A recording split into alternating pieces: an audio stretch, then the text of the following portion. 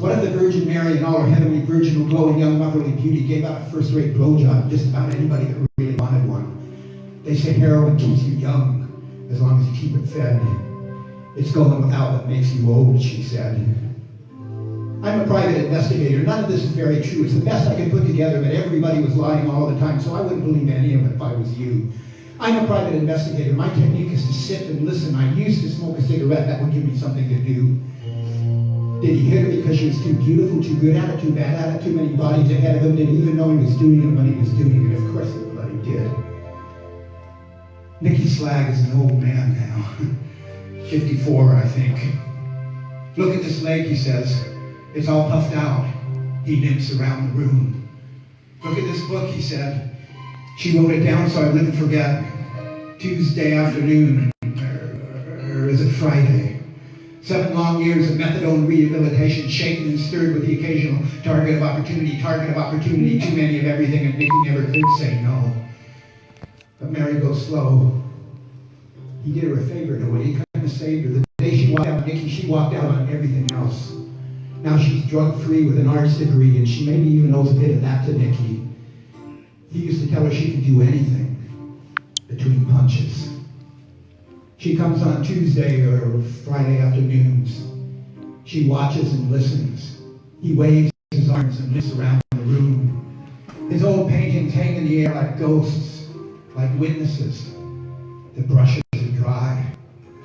He still wants to fuck me, she said. I just don't want him to die. So, again, bestiality, horrible contradictions. But also, this was a relationship that saved both their lives. They were both headed for death by drugs. And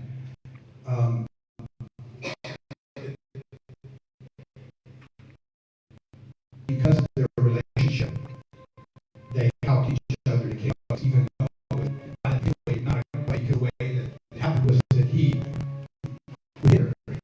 It was an abusive relationship, and it drove her away from him, it drove away from the drugs.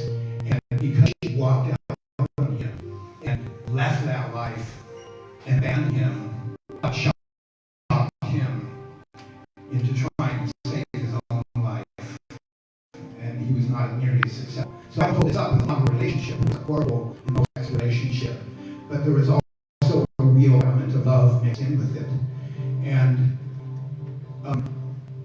I'd argue that you can't separate these things. You have to understand the bestiality that's mixed in with love in order to transcend that. But you can't transcend it by ignoring it. You can't transcend it by leaving it behind. For example, the Catholic Church celibacy does that aid priests in becoming more spiritual, or does it aid in becoming abusers?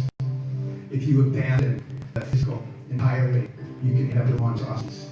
I'm going to finish with a song. I think I shorter than you, but we did a very long introduction about all the wonderful people here, which I was very happy to clap on with. And I promise I'll be a little more uplifting in the second half. This song was inspired by an Irish legend, the legend of Grania. And it's not such a well-known legend, but it's very similar to one that's a little better known, the legend of Deirdre, Deirdre of the Sorrows. It's a famous poem by Yeats, Deirdre of the Sorrows. And in the legend of Grania and in the legend of Deirdre, actually, Grania is a young girl who's betrothed to the king. And before the king marries her, she meets a young man, a young prince, and falls in love with him. And they run away together to escape the wrath of the king. And they live in the wilds of Scotland for several years because they can't come back. They know the king will kill them. And finally, the king sends a messenger promising that he won't kill them if they come back. And the prince says, I don't believe him. I think if we go back, we're going to kill him. I think we have to stay here. And she says, no, we can't stay here because you need to work on this habit. it for next time.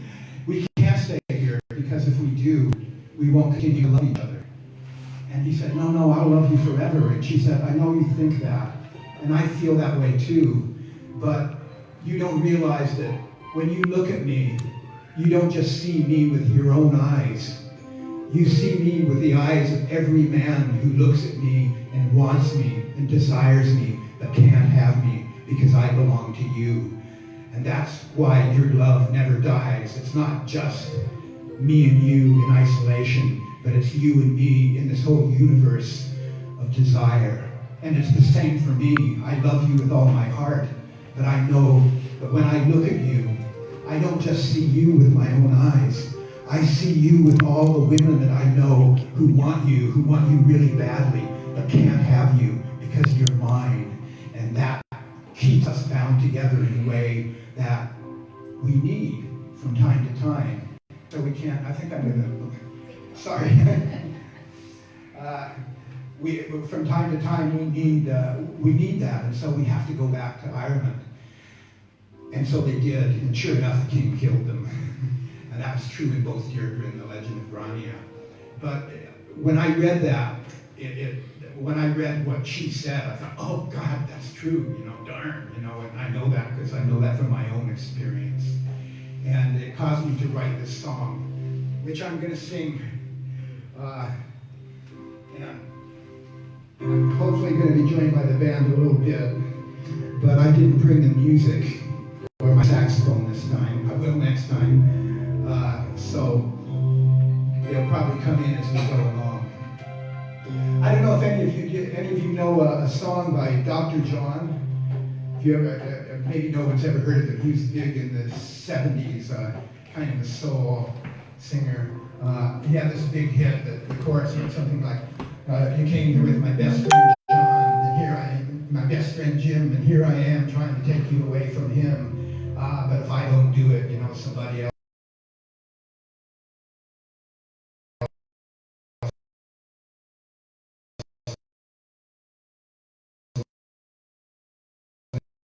If I don't do it, somebody else will. And I'm sorry, but I hope the words will carry it.